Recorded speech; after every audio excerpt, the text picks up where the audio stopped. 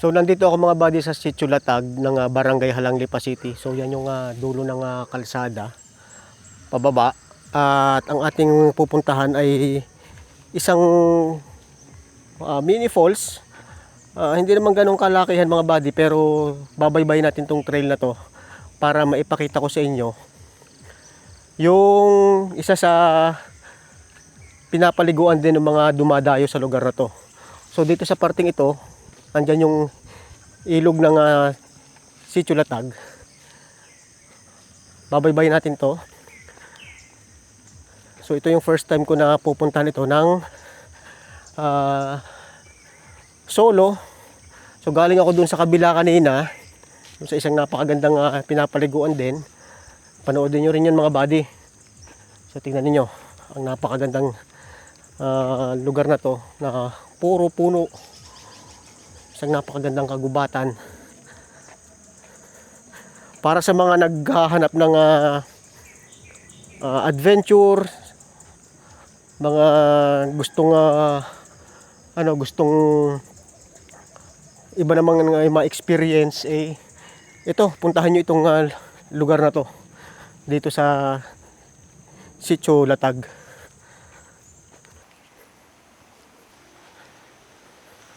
Meron din mga kubo dito mga buddy na mukhang ito ay pinapaliguan din, oh. Ayan.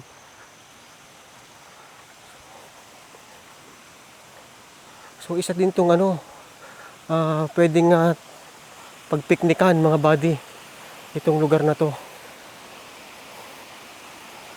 Tingnan niyo, oh. Meron din ditong magandang ilog. Ayan, meron pang lubid. Marami ka palang pwedeng option dito sa lugar na to. Ayan, oh. So may ilan siyang kubo.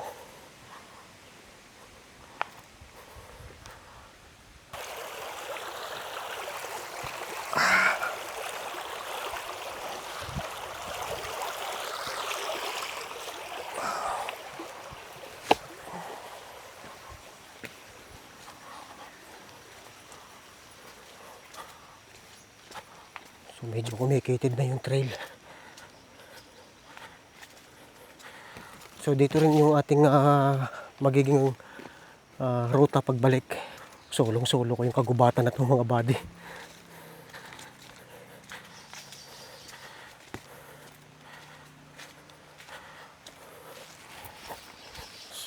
So ang oras ay mag-aalas 8 na ng umaga.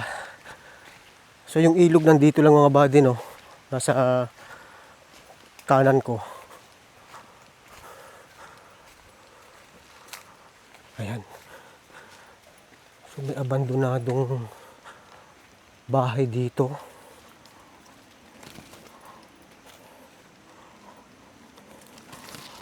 Isang bungalow mga buddy. Ang ganda ng bahay na to, oh. Pero iniwan na.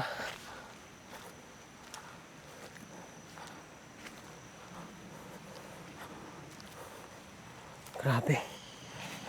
Abandonadong bahay dito sa kagubatan. Itong nasumpungan natin.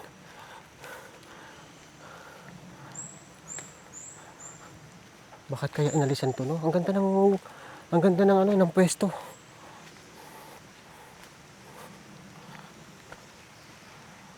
So nandiyan sa baba yung ilog.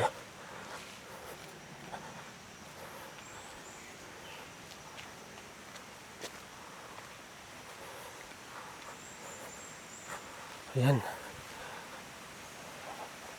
Mukhang tatawid tayo sa ilog, ah. Ito yung ilog, oh. Kaso saan ang daan ito? Ayun. So may trail dun mga buddy. Ito yung malaking puno. Actually, hindi ko kabisado dito yung puntahan, pero sa pagtatanong-tanong ko dun sa sa labasan, ito nga yung sinasabi na may malaking puno. Dito tayo dadaan.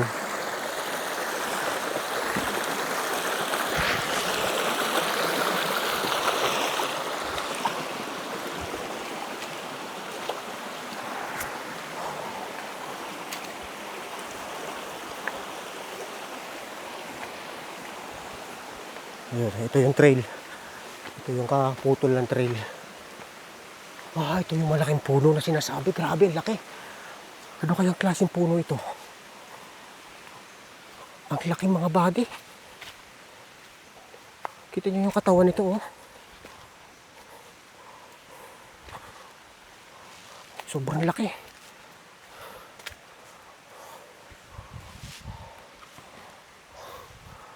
Ganyan kalaki, oh. Anong puno to? Grabe, ang lamig. Ang lamig dito. Tuwid na tuwid siya mga body hanggang dun, oh. Doon yung kanyang mga sanga sa taas.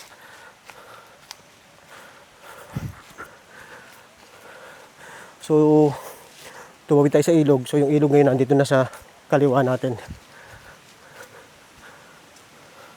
Ito, mataas na itong parte na to eh. So, wala pala talagang ibang madadaanan kundi dito lang.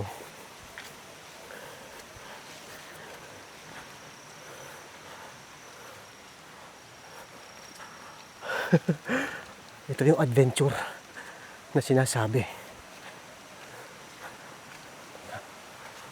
May mga tubo na dito. So ito yung ilog.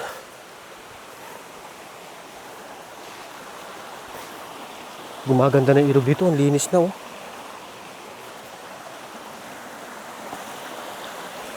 Ayun. Yung trail.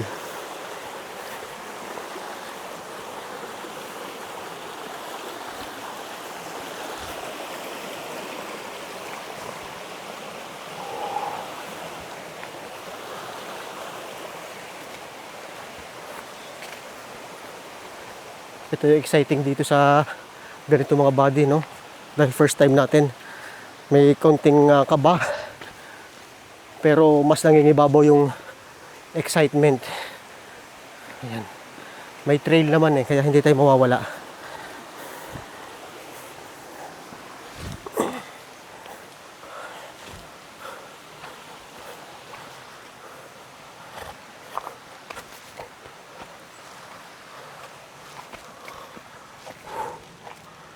Wow. The best talaga yung mga ganitong adventure. Yung solo nating tinatahak ang isang lugar. Me and nature lang.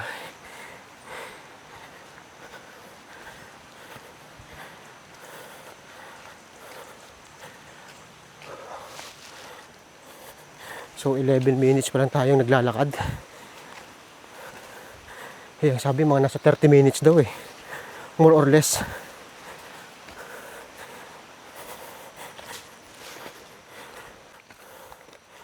So itong tinatahak kong ito ay valley.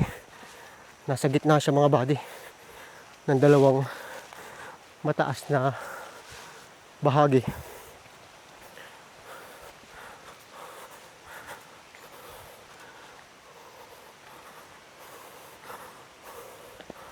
Wow.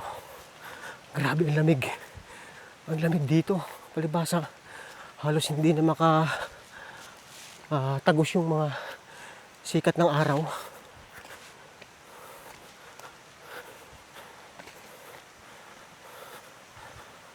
Mukhang tatawid ulit tayo sa ilog ah.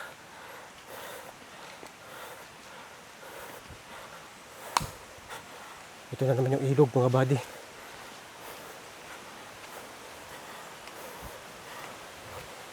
So mukhang doon sa parte na yun.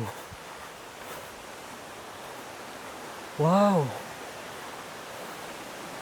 Ayan, ang ganda dito. Nasaan ang trail? Ayun ang trail.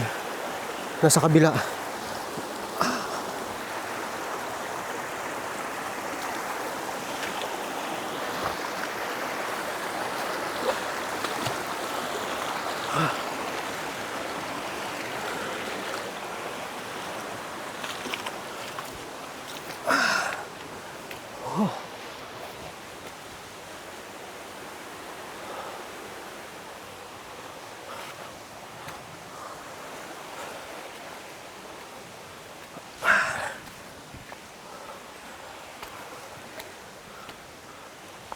Ito na yung tangke na sinasabi. Ito. Dadaanan daw to eh.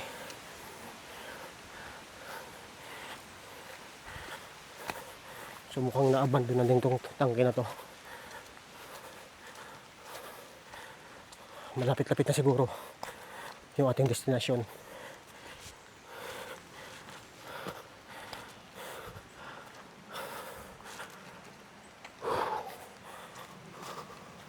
Napakaganda naman ng lugar na to. Medyo creepy lang yung lugar mga buddy, pero okay lang. At least na rating natin to ng solo. Grabe, ang ganda dito. Ayan, babaybayin lang natin to. Ito pa rin yung trail eh.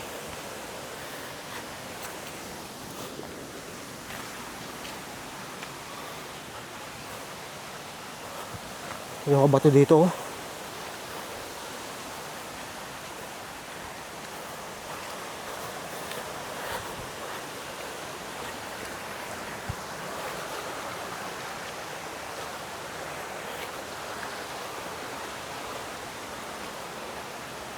Uy, ganda. So ito yung trail. May mga bato dito.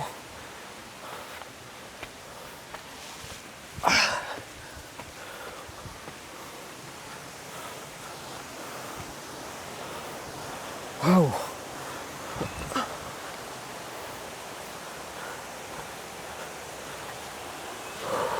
Ay, ito na siguro. Wala na ibang trail. Ito tayo.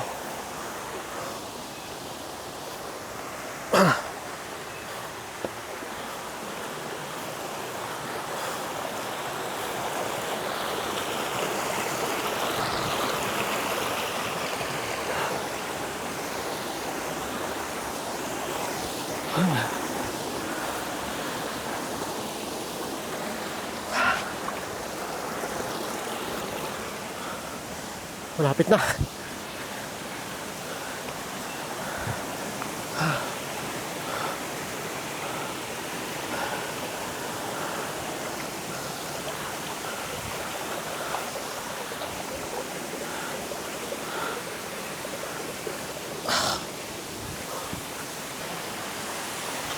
Wow! Ito na mga buddy. Ayan na. Mini falls lang siya, no?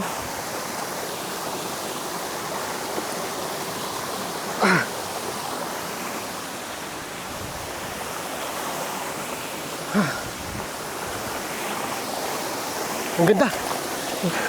Ang ganda.